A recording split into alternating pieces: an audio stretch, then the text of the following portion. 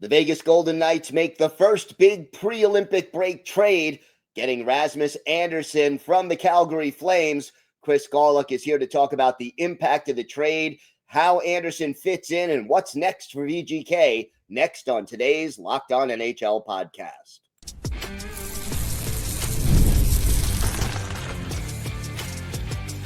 You're Locked On NHL, your daily podcast on the National Hockey League. Part of the Locked On Podcast Network, your team every day. Gil Martin here. Welcome, everybody, to the Monday edition of the Locked On NHL podcast, part of the Locked On Podcast Network, your team every day.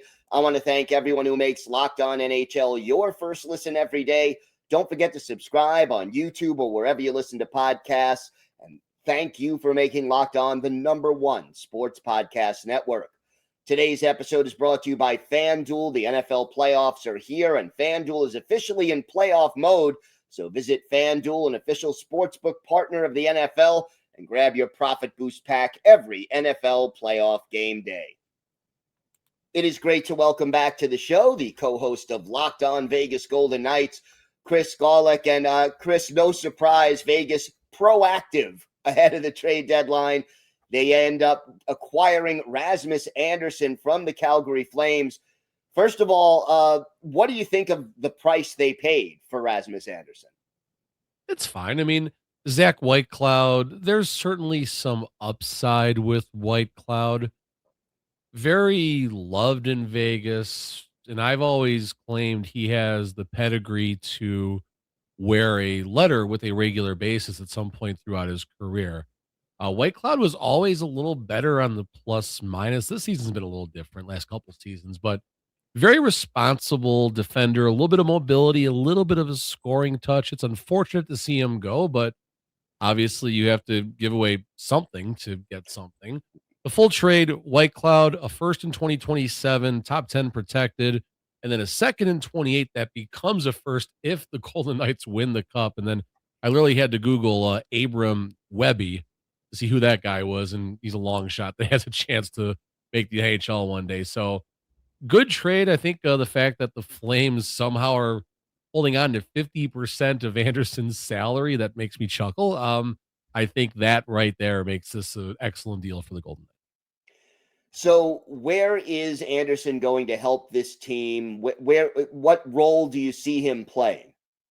You got another defender that can play 20-plus minutes, a responsible 20-plus minutes. Andersson and Noah Hanifin, teammates all the way from when Noah Hanifin went to Calgary in 2018, 2019.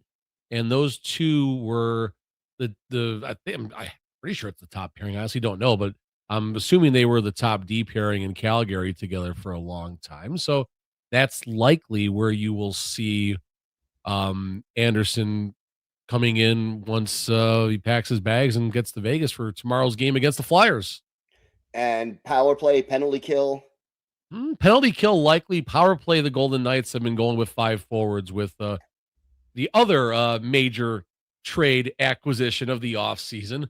Mitch Marner's been QBing power play 1, so I think you'll see Andersson wouldn't probably have a shot to get the power play on the top power play unit. Who do you think on this roster is helped most by this trade, and who do you think will lose some ice time as a result? You look at the bottom D pairing, or the bottom defenders. Jeremy Lozon doing a great job doing his part to try and set the Golden Knights record for penalty minutes in a single season and pissing off Golden Knight fans in the process. This will make his minutes a little bit lessened. Caden Korzak getting his first year at full-time duty as an NHL blue liner. This will ease some of the pressure there. Braden McNabb is out injured right now. That's a big loss to this team. He's on LTIR, week-to-week designation. I would say sometime slightly before or after the Olympic break could be his potential return. Ben Hutton will probably get bounced out of this lineup and back to his role as his team's 7th defender once Braden McNabb comes back, which is also a result of the Andersson trade. This team is on another winning streak. What have they been doing exceptionally well right now? Playing bad teams on the schedule? I mean, listen, the schedule's been very, very favorable, but to be fair, the Golden Knights were also losing to bad teams before this happened. Dropped games to the Preds, the Blackhawks, the Blues, before this streak started. And we were joking on the podcast today. I don't care who you're playing. You can be playing the seven worst teams in the NHL. Beating that same team 7 times over and over is not an easy task. So you can't take anything away from the Golden Knights. During this streak that the Golden Knights are on, the weakness has been starting on time. They find a way to trail probably in the 7-game winning streak. I wouldn't be surprised if they trailed in 5 of the games. And I could be wrong, but I'm pretty sure they trailed in at least that many, maybe even more. So that's the knock right now, but this team is very resilient. They're comfortable in close games. They're comfortable losing late in games. You saw that against the Leafs, obviously. The Golden Knights trailed that time in that game 4 times by 2 goals. And somehow with 7 seconds left, there's Tomas Hertl wide open in the slot, and Jack Eichel gets the OT game winner as a result of Austin Matthews, jet skiing about 15 yards behind him, up behind Jack Eichel all the way down the ice. How much did that mean to Mitch Marner to win that game? And he had 2 helpers also. I meant a ton. So me and my son were at the game, and I've never seen an environment like that. Leafs fans travel very, very well, and you can tell they made it a point to come to T-Mobile Arena this past Thursday night, pack the barn with Leafs fans. There was probably, I would say, about 4,000 to 5,000 of them, maybe 3,000 to 4,000, which is, call it, between 18 and 25% of the building's occupancy. But they were booing every time Martin had the puck. Even in the warm-ups when they introduced him, he was booing. And oh my, I've never seen an environment like that for a team on home ice, not just in Vegas, but ever any game I've gone to. So credit the Leafs fans. You guys traveled well down to Vegas. You were great to interact with. We had such a fun time with them, and their chirps were on point. Good fan base, and they paid their money. They get the right to come and boo. That's fine. Vegas shouldn't have sold their tickets if they didn't want it to happen.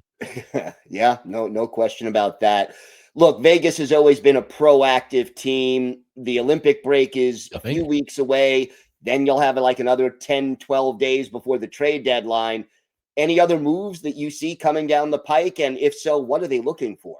Artemi Panarin, Connor McDavid, Sidney Crosby. If you heard of that guy, he's okay. He's got a future. And maybe Matthew Schaefer, just so we can have a future, because there's no prospects in this organization.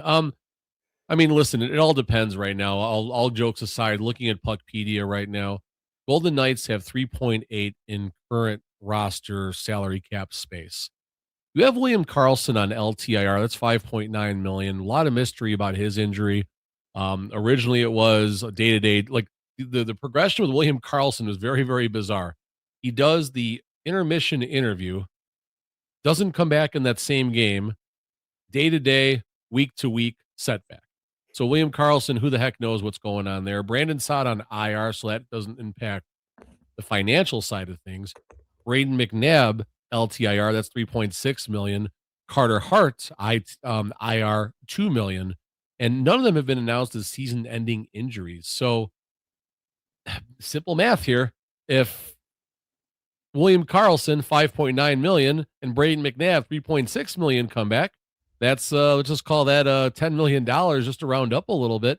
The Golden Knights will be negative $6.2 million in salary cap space. So, that said, I'm sure they'll find a way to do something. They always do. Some of these other injuries might linger a little bit longer, but as of now, it's the Al Bundy, Peg Bundy scene in Married with Children. I have no more money with the empty wallet. So, if they were to find, like, what would they be looking for if they are looking for something?